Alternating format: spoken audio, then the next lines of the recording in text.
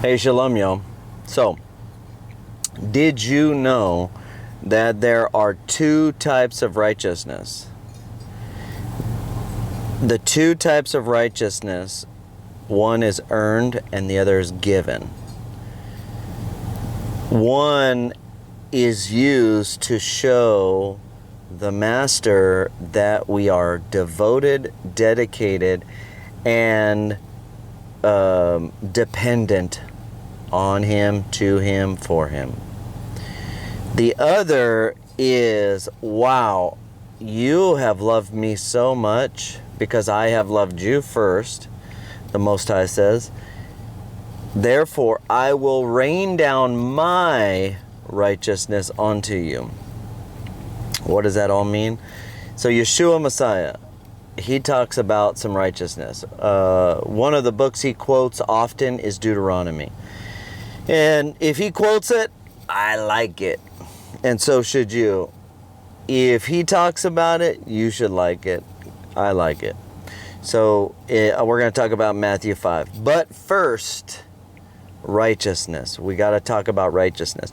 So when you study the word, you go to law of first mention. Well, let's go, the law of first mention, let's go to where it first, in the beginning, talks about righteousness. What righteousness? All right, this is Genesis chapter 6, starting talking about Noah.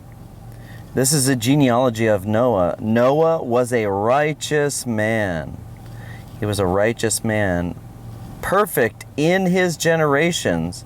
Noah walked with God, walked with Elohim. Okay, what does walking with God look like? So here we have in Deuteronomy chapter 4, let's see, starting at I'll read here, verse 29. But from there, from where? For wherever Yah shall scatter you from among the peoples. Why? Because you're not walking in accordance. You're walking actually contradictory to him. You're being unrighteous, the opposite of righteousness. But from there, the scattered area, you shall seek Yah your Elohim and shall find when you search for him with all your heart and with all your being. In your distress, when all these words shall come upon you. How would these words in Deuteronomy, how would these words come upon us if we're reading it? And then what does that mean, coming upon us? It's like getting into us. Hebrews chapter 4, verse 12. The word is sharper than a two-edged sword, dividing bone and marrow, joint and sinew. It judges the intentions of your heart and your actions.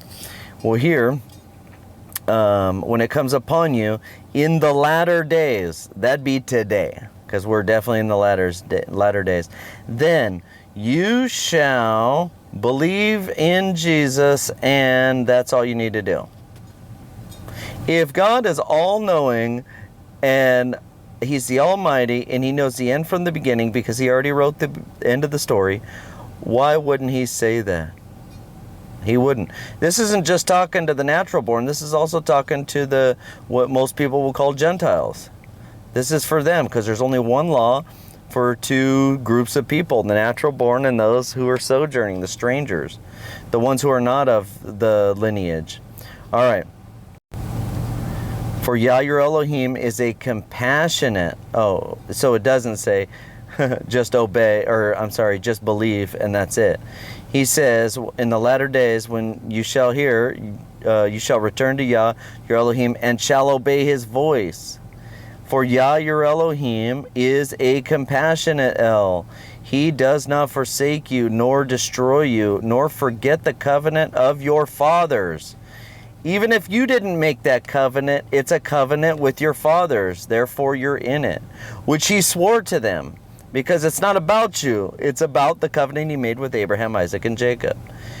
For ask now the days that are past, which were before you, since the day that Elohim created man.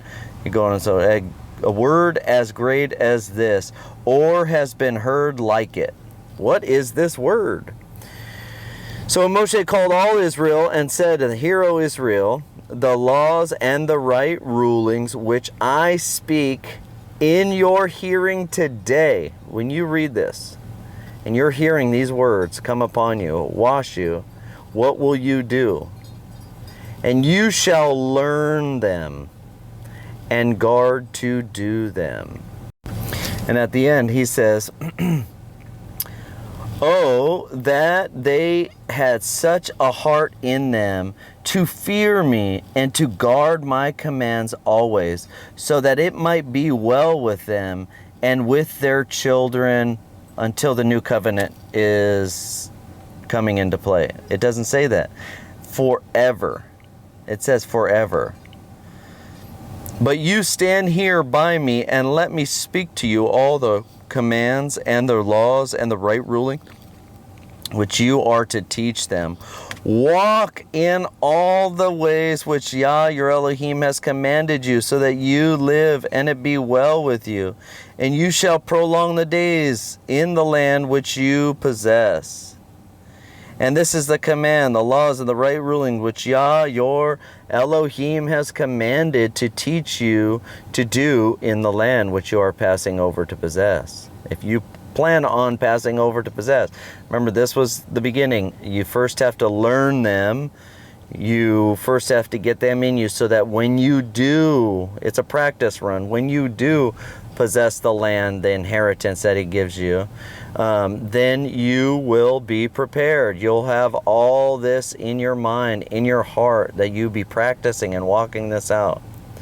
All right, and so righteousness, when you do these things, you are righteous. And it is righteousness for us when we guard to do all this command before Yah your Elohim has commanded us. All right, so then we come to the words of Yeshua. They're not in red, but it's the red letters in your Bible.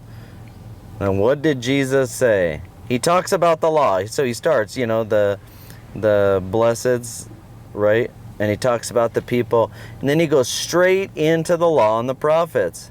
Do not think that I come to destroy the Torah and the prophets. I did not come to destroy, but to complete. So for truly I say to you, not until heaven and earth pass away, nothing will be passed away. He says, don't even think about it. And what do people do? They start thinking about it. All right, and then he goes directly into commandments. So this is all kingdom language. Goes straight into commandments. And it's like commandment after commandment after commandment after commandment after commandment. If he knows that the commandments are about to be done away with, why is he talking so heavily about it? And he then says, for I say to you that unless your righteousness, what is righteousness? Obeying the commandments, exceeds that of the scribes and the Pharisees, you shall by no means enter into the reign of the heavens. Ooh, you got to be careful, because if your righteousness isn't like that of Noah, and what are these guys doing, the scribes and the Pharisees, that I have to match in order to enter into the reign of heavens? You mean it's not just believing? He doesn't say that, just believe. He doesn't say just believe in me and that's it. He says, I say to you, unless your righteousness, what is righteousness? To doing all the commandments, Deuteronomy 6:25. So, and then straight into laws. That's all he talks about after that.